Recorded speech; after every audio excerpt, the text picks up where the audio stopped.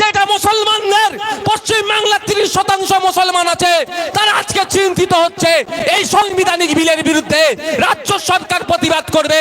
বাকি কোন কোন দল রাজ্য সরকারের সাথ দেয় সেটাও তো চেক করার দরকার ছিল। তার পরিবর্তে উনি স্টেজ থেকে বললেন কি, ওয়াকাফ নিয়ে গুলুগুলি করবেন না। কে ওয়াকাফ নিয়ে গুলুগুলি করছে? আমার বাপের জায়গা যাচ্ছে, আমার দাদুর জায়গা যাচ্ছে, আমি 100 বার প্রতিবাদ করব। আপনার পছন্দ হলে এই রাজ্যে থাকবেন, না পছন্দ হলে চলে যাবেন উড়িষ্যাতে, চলে যাবেন ঝাড়খণ্ডে, চলে যাবেন বিহারে। বলার সাহস পাচ্ছে কোথা থেকে?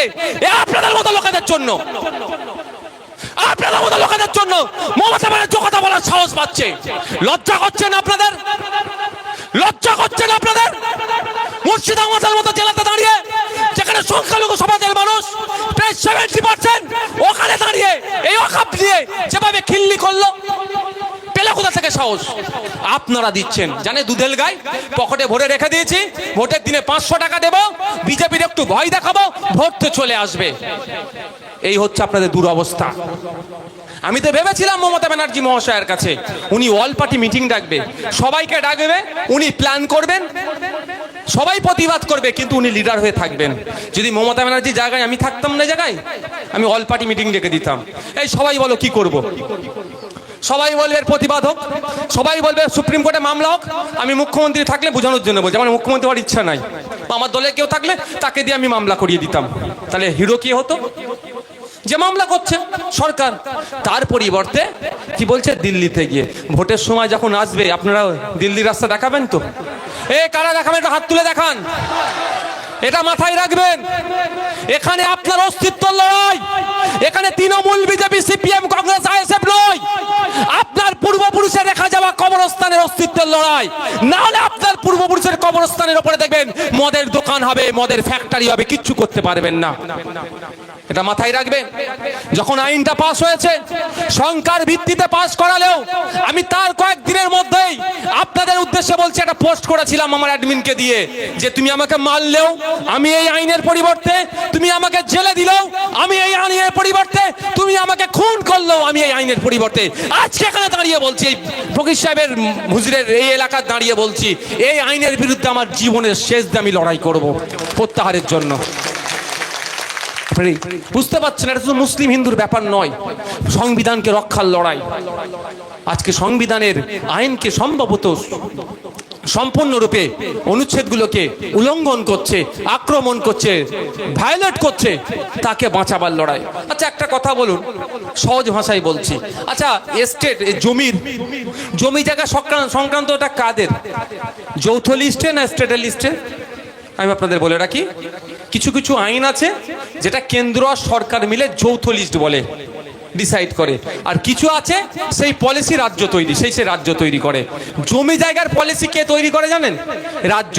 এখন কেন্দ্র সরকার সব ক্ষমতাটা রাজ্য থেকে কেড়ে নিয়ে কেন্দ্র নিজের হাতে রাখার চেষ্টা করছে। তাহলে এর বিরুদ্ধে তো আগে প্রতিবাদ করা দরকার। যুক্তরাষ্ট্র পরিকাঠামোতে আঘাত দিচ্ছে তো, মমতা ব্যানার্জি সরকারের বলা দরকার তো যে তুমি আমার জমির অধিকারটা আমার। কারণ আপনাকে বলি, আপনাদের এখানে অনেকে শুনেছেন তো, অনেকে এই যে হাইওয়ে গুলো এক্সটেনশন হয়, যখন রাস্তা চওড়া হয় না, যেটা ন্যাশনাল হাইওয়ে, বা বাদ দিন ট্রেন লাইন যখন নতুন ফেলে, কেন্দ্র সরকার কি বলে? কেন্দ্র সরকারের রেলওয়ে মিনিস্ট্রি কি থেকে কি বলে? রাজ্য সরকারের কাছে চিঠি আসে যে আমি ওইখানে এই লাইনটা করতে চাই, এই মথুরাপুর থেকে শিয়ালদা বা যে কোনো লাইন আমি করতে চাই, এই লাইন করা, আমি এই দিক দিয়ে লাইনটা নিয়ে যেতে চাই, এই জমিগুলো আমাকে তুলে দাও, বলে না? ক্ষতিপূরণ রেল দিয়ে দেয়। তোলার দায়িত্ব কার থাকে? রাজ্যের থাকে। কেন? রাজ্যের হাতে জমির ক্ষমতাটা আছে। তাহলে ওয়াকাফের সম্পত্তিটা ম্যাক্সিমাম জমিতে তো, তাহলে ক্ষমতাটা কেড়ে নিতে চাইছে। তাহলে এইটাকে সামনে রেখে সুপ্রিম কোর্টে মামলা করতে পারে। তা না করে কি করছে? বিধানসভাতে বিল পাস করাতে পারে। তা না করে কি করছে? বলছে কোথায়? দিল্লি গিয়ে। তা আপনাদের মধ্যে যদি মাথায় যদি থাকে, তাহলে দিল্লির রাস্তাও কিন্তু আপনাদেরকে দেখাতে হবে। দিল্লির রাস্তা আপনার দেখাতে হবে। এই ভয় যদি পেয়ে যান, অমুক চলে আসবে, তমুক চলে আসবে, ভাই এ না এসো কি আছে, না এসো কি আছে, আমাকে উত্তর দেন তো, বলেন। শুভেন্দু অধিকারী এই ক্যানিং এ কদিন আগে ট্রেনের মধ্যে জয় শ্রীরাম না বলে মার কি মেরেছে কদিন আগে। এটা তো উত্তরপ্রদেশ নয় তো, এটা বিজেপি পরিচালিত রাজ্য নয় তো, মার খেতে হচ্ছে, তাদের বিরুদ্ধে অ্যাকশন নিয়েছে। এই হাওড়া জেলাতে বলেছে অ্যাকশন তো নিয়ে দূরের কথা, আমরা আমাদের পক্ষ থেকে এফআইআর করেছি বলে আমাদের লোককে অ্যারেস্ট করেছে।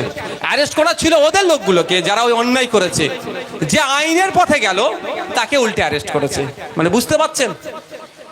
আমি আপনাদের বলি এটা হওয়ার কারণ হচ্ছে কোনোদিনই কেন্দ্রের বিজেপিকে এরা চটাবে না, কারণ গলা পর্যন্ত দুর্নীতি করে ফেলেছে এরা। এরা কত অব্দি দুর্নীতি করেছে? গলা পর্যন্ত দুর্নীতি করে ফেলেছে। এদের আর কিছু বলার জায়গা নাই। যদি বলে সিবিআইডিকে দিয়ে চলে যাবে।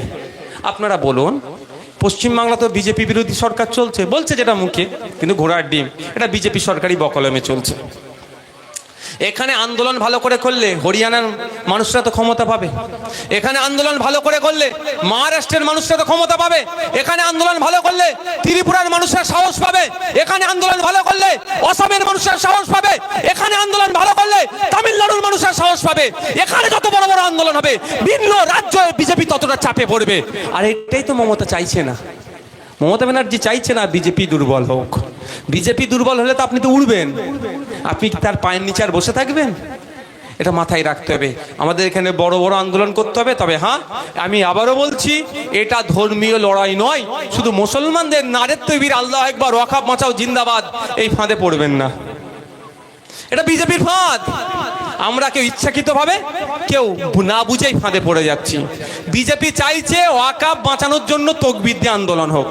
যখনই আপনি তকবির দেবেন, আপনি আপনার পাশে হিন্দু ভাইকে পাবেন, এ ভাই বলুন, আদিবাসী ভাইকে পাবেন, দলিত ভাইকে পাবেন, বলবো ওটা ধর্মীয় ব্যাপার, ওরা বুঝেনি। এটা তো বিজেপি চাইছে, সেই ফাঁদে আপনি পা দেবেন কেন? সংবিধান রক্ষা করতে এসেছি আমরা। সংবিধান রক্ষার জন্য কি হবে? হিন্দুস্তান জিন্দাবাদ, সংবিধান জিন্দাবাদের নারা দিয়ে তকবীর তার হবে, ভারতের দেশের তকবীর হবে, দেশের সংবিধানের নামে জয়ধ্বনি দিয়ে বিজেপিকে কাঁপিয়ে দিতে হবে, বিজেপির কলজেই ভয় পাইয়ে দিতে হবে, কলজেই ভয় ঢুকিয়ে কৃষকরা যেমন লাগাতার আন্দোলন শান্তিপূর্ণ করেছে, আপনাকে আমাকে শান্তিপূর্ণ আন্দোলন করে বিজেপিকে প্রত্যাহার, আইনকে প্রত্যাহার করতে বাধ্য করতে হবে। পারবেন তো ভাই? সাথ দেবেন? আপনাদের জানিয়ে রাখি, আপনাদের মমতাময়ী সরকারের কাছে আমাদের কেউ একজন একটা ডিমান্ড, কিছুই ডিমান্ড নয়, ক্যালকাটা পুলিশকে চিঠি করেছিল কলকাতা ধর্মতলার আশপাশে একটা অবস্থান বিক্ষোভ করব শান্তিপূর্ণ ওয়াকাফের বিরুদ্ধে। কলকাতা পুলিশ কিন্তু দেয়নি। বুঝতে পারছেন? আপনি ওয়াকাফের বিরুদ্ধে আন্দোলন করবেন তো অবস্থান বিক্ষোভ করবেন, তাও কলকাতা পুলিশ দেয়নি। মানে বুঝতে পারছেন মমতা ব্যানার্জি আপনার কতটা চাইছে। আপনাকে বলছে আমি আছি, সব চিন্তা নেই, ভালো কথা। একটা গভর্নমেন্ট